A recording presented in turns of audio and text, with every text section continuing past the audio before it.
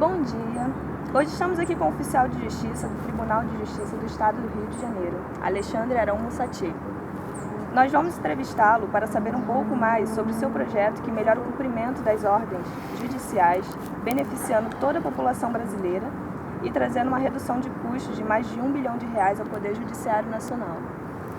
Alexandre, explica para a gente o que é e o que você quer mudar com o seu projeto. Bom dia, Lorena. Bom dia, telespectadores. Eu gostaria de, primeiramente, começar agradecendo a Deus a oportunidade de estar aqui. Um imenso prazer estar aqui com vocês, explicando um pouco mais desse projeto que visa melhorar toda a prestação jurisdicional do Brasil, né? Os oficiais de justiça, hoje em dia, eles trabalham dentro de um prazo para cumprimento das ordens judiciais que é de aproximadamente 30 dias. E quando eu digo oficiais de justiça, eu estou me referindo aos oficiais de justiça tanto do Estado, quanto da Justiça Federal, quanto da Justiça do Trabalho. São cerca de mais de 30 mil oficiais de justiça cumprindo ordens judiciais todo dia. O que acontece? Pelo meu projeto, eu extingo esse prazo que o oficial de justiça hoje em dia tem, de 30 dias, e o oficial de justiça passa a cumprir as ordens judiciais que ele recebe em um dia, no dia seguinte devolvendo ao cartório. E como seus colegas oficiais de justiça repercutiram essa sua ideia de extinguir o prazo de 30 dias que se tem hoje para o cumprimento imediato das ordens judiciais? O que eles acharam da sua ideia? Bom, Lorena, os oficiais de justiça odiaram essa mudança, né? Estão acostumados a cumprir as ordens dentro de um prazo de 30 dias. Ninguém que tem 30 dias para fazer um serviço vai gostar de fazer o serviço de um dia para o outro e ainda ser fiscalizado. Vou te dar um exemplo. O oficial de justiça, ele é um prestador de serviço à população. Ele presta serviço à população através de uma ordem judicial. Então vamos dizer que você precisa instalar na sua casa um serviço de banda larga, por exemplo.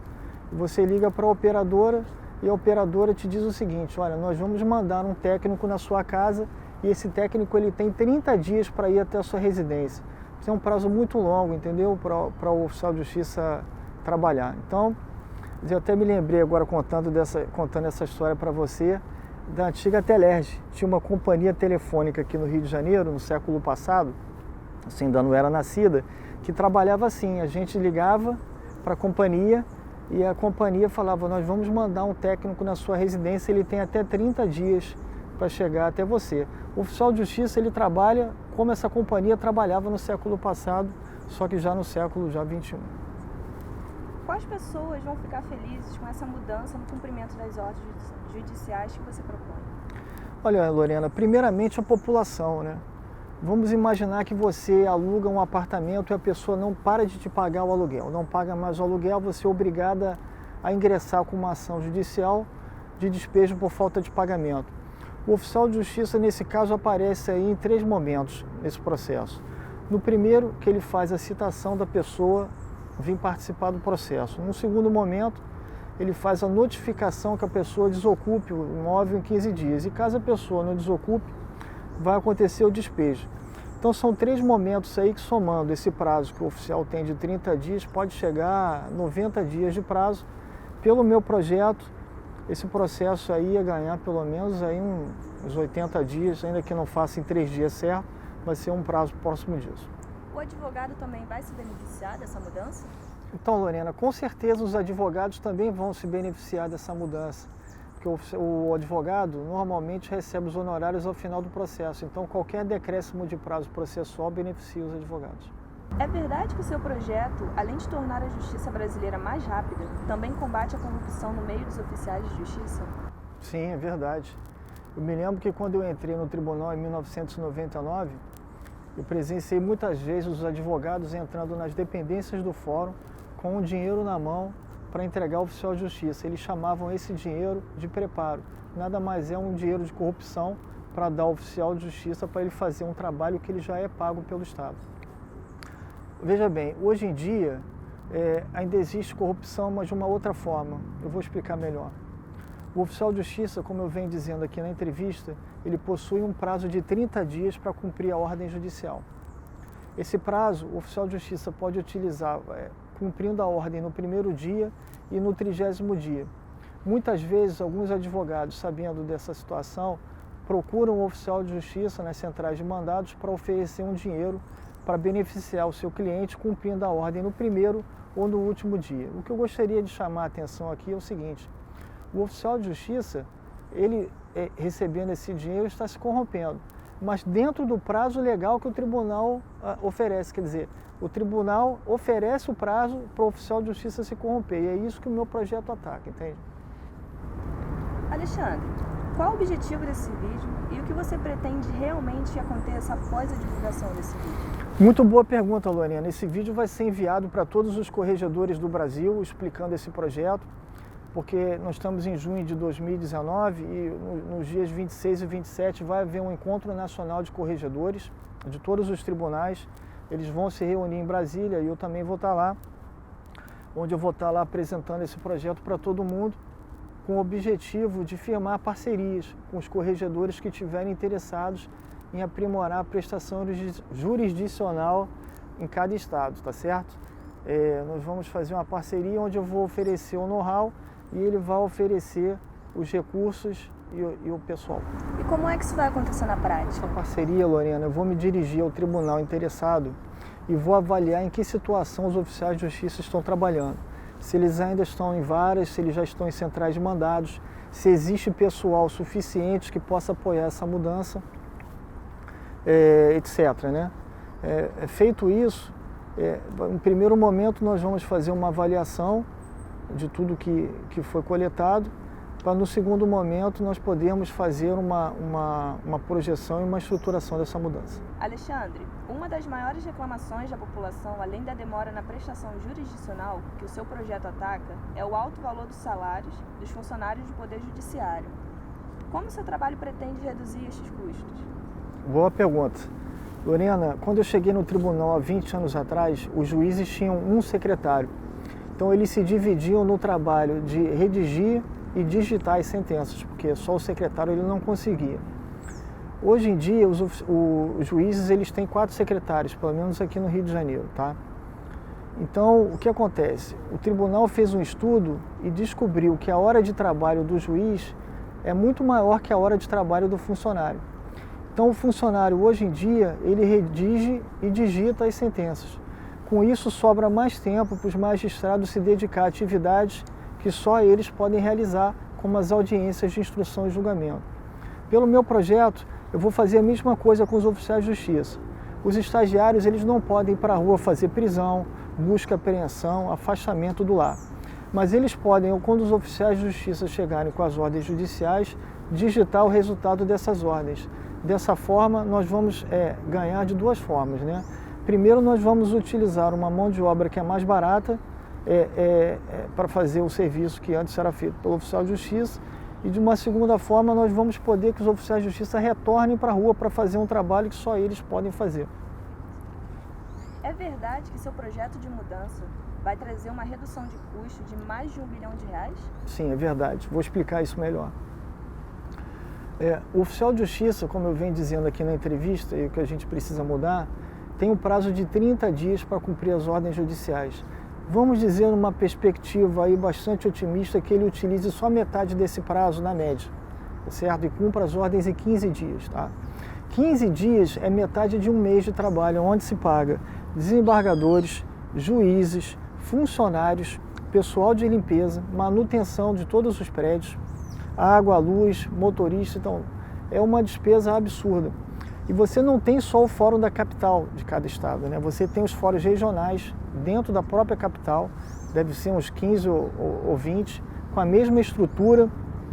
Tem os fóruns do interior, dos municípios, que também tem essa mesma estrutura. Ou seja, a cada 15 dias de trabalho, metade de toda a despesa de um mês de trabalho é custo realizado aí, imputado aí ao oficial de justiça. Nós temos também, Lorena, o Ministério Público e toda a estrutura que cerca os promotores, né? Funcionários, prédios, carros, elevadores, porque os promotores eles atuam nos processos criminais, de família, de fazenda, infância e juventude e por aí vai.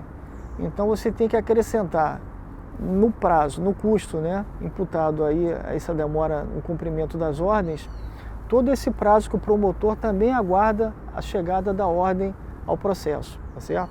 E não é só isso, você pode acrescentar também aí toda a defensoria com essa imensa quantidade aí de defensores e funcionários e prédios e carros. Então você vê, tudo isso que eu estou falando é referente só a um tribunal.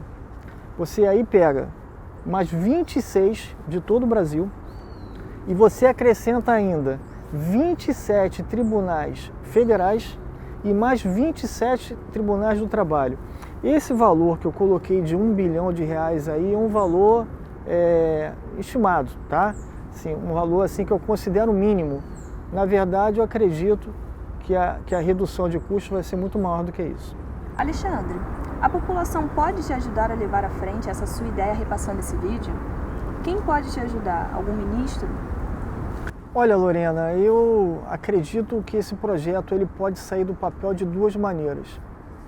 A primeira maneira é o corregedor de cada tribunal me encontrar lá nesse encontro que vai ter no final do mês de maio agora e me convidar para ajustar essa parceria e promover essa mudança em cada tribunal.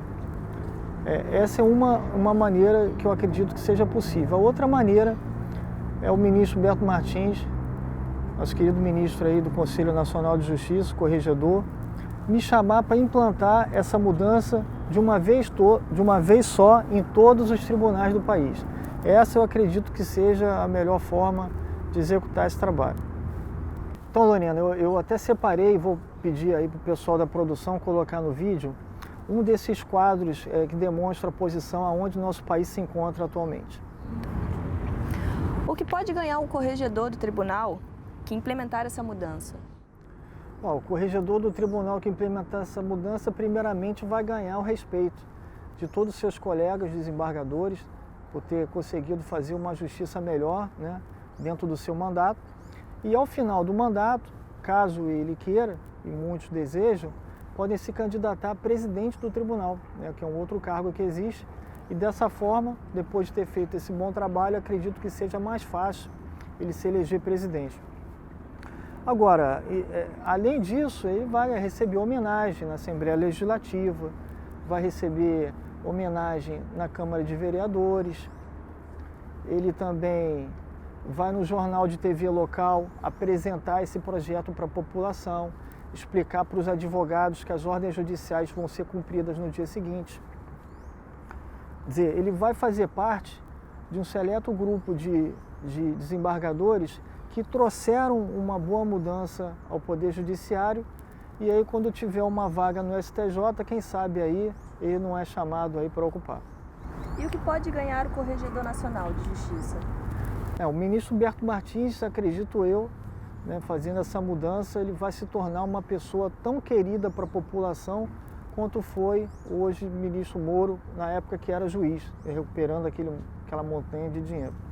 Quer dizer, o ministro Humberto Martins, eu acredito que ao implementar esse projeto, ele vai entrar para a história do país, sabe? E eu quero fazer um parêntese aqui, né? Isso é uma especulação minha, não tem nada a ver com o projeto. Assim, analisando o presidente Bolsonaro, eu acredito que se o ministro Humberto Martins realmente trouxer essa benesse e o país for reconhecido internacionalmente, o presidente Bolsonaro com certeza poderá nomear o ministro Humberto Martins para a segunda vaga que ocorrer lá no Supremo Tribunal Federal. O que pode ganhar o ministro Toffoli? O ministro Toffoli é o presidente do Conselho Nacional de Justiça. Ele não vai participar diretamente desse projeto, creio eu, mas sendo nosso presidente, ele nos representa internacionalmente. Então, caso o país venha a ser premiado internacionalmente, o ministro Toffoli ele vai às cerimônias receber os prêmios, os troféus, e se tiver lá um prêmio lá em cheque, lá, se ele quiser me dar, o oficial de justiça está precisando mais, que ele já está rico. Chegamos ao final da nossa entrevista. Alexandre, eu gostaria de te agradecer e te dar os parabéns pela iniciativa de vir até aqui divulgar o seu projeto de melhorar o Poder Judiciário. Espero que no encontro de corregedores você seja bem-sucedido e consiga emplacar esse projeto que vai com certeza avançar a justiça brasileira. Eu que agradeço você, Lorena, e a toda a equipe de produção que está aqui presente. que me convidou para fazer essa entrevista nesse lugar lindo aqui, que é o Bosque da Barra da Tijuca, no Rio de Janeiro. Quero agradecer também aos telespectadores que assistiram a entrevista até o final e dizer que tudo está nas mãos de Deus, sabe? O que vai acontecer nos dias 26 e 27 desse mês não está no meu comando, e o que acontecer eu vou agradecer e quero desejar a você aí também tudo de bom na sua carreira. Como faz para quem ainda não assistiu essa entrevista e quer assistir? Bom, Lorena, eu vou deixar aqui, vai aparecer aqui nos créditos aqui do vídeo o link para a pessoa poder acessar. Sucesso, Alexandre. Muito obrigado, Lorena.